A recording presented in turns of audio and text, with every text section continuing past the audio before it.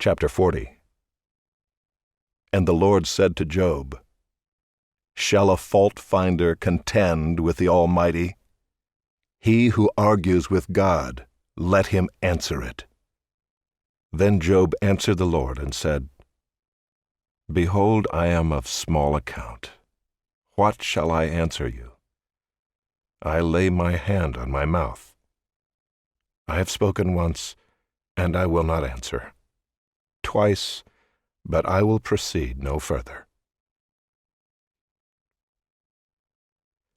Then the Lord answered Job out of the whirlwind and said, "Dress for action like a man. I will question you, and you make it known to me. Will you even put me in the wrong?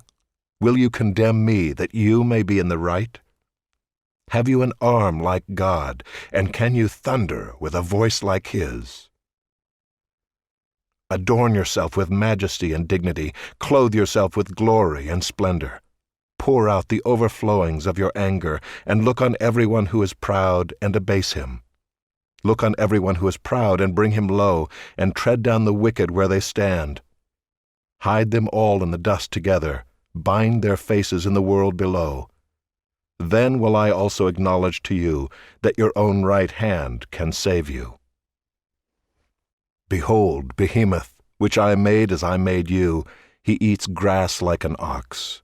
Behold his strength in his loins, and his power in the muscles of his belly. He makes his tail stiff like a cedar, the sinews of his thighs are knit together.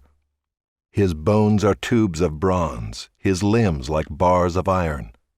He is the first of the works of God. Let him who made him bring near his sword.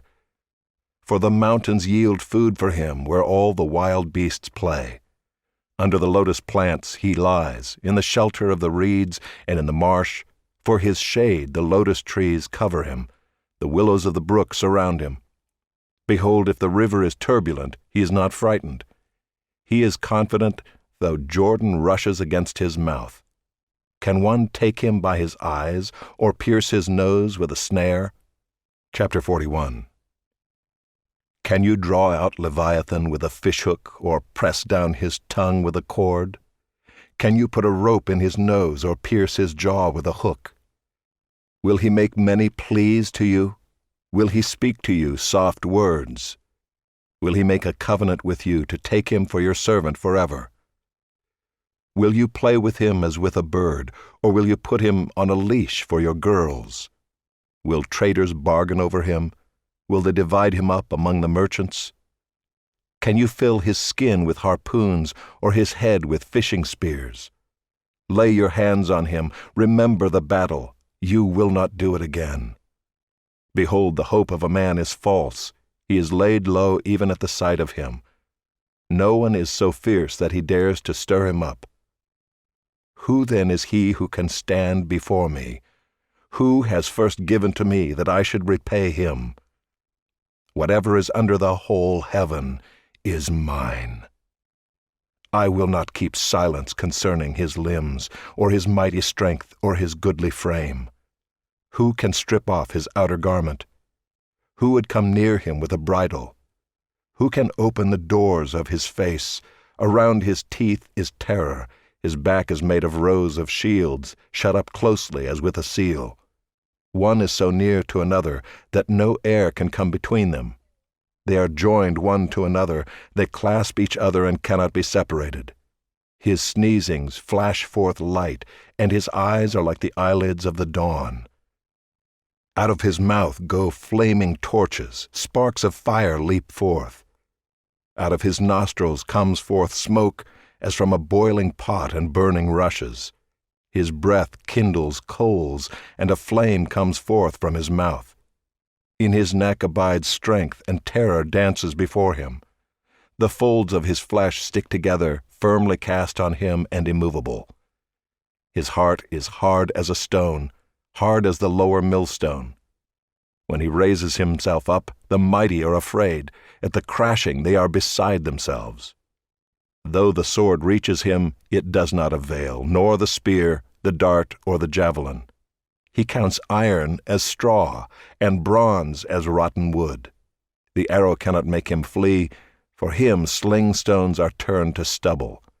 Clubs are counted as stubble. He laughs at the rattle of javelins. His underparts are like sharp potsherds. He spreads himself like a threshing sledge on the mire. He makes the deep boil like a pot. He makes the sea like a pot of ointment. Behind him he leaves a shining wake. One would think the deep to be white-haired. On earth there is not his like, a creature without fear. He sees everything that is high. He is king over all the sons of pride. Chapter 42. Then Job answered the Lord and said, I know that you can do all things, and that no purpose of yours can be thwarted.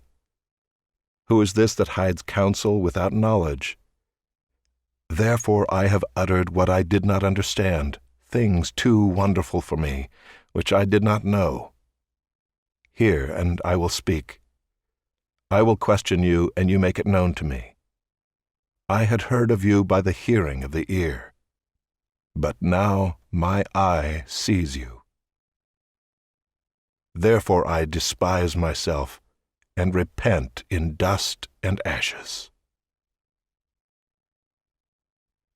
After the Lord had spoken these words to Job, the Lord said to Eliphaz the Temanite, My anger burns against you and against your 2 friends, for you have not spoken of me what is right, as my servant Job has.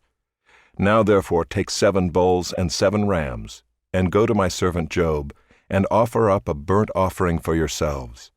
And my servant Job shall pray for you, for I will accept his prayer not to deal with you according to your folly. For you have not spoken of me what is right, as my servant Job has.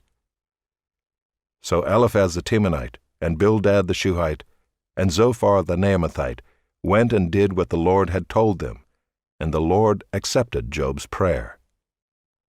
And the Lord restored the fortunes of Job when he had prayed for his friends, and the Lord gave Job twice as much as he had before.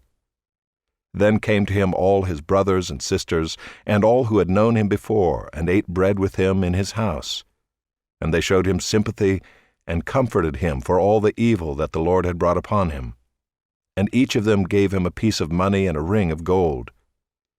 And the Lord blessed the latter days of Job more than his beginning.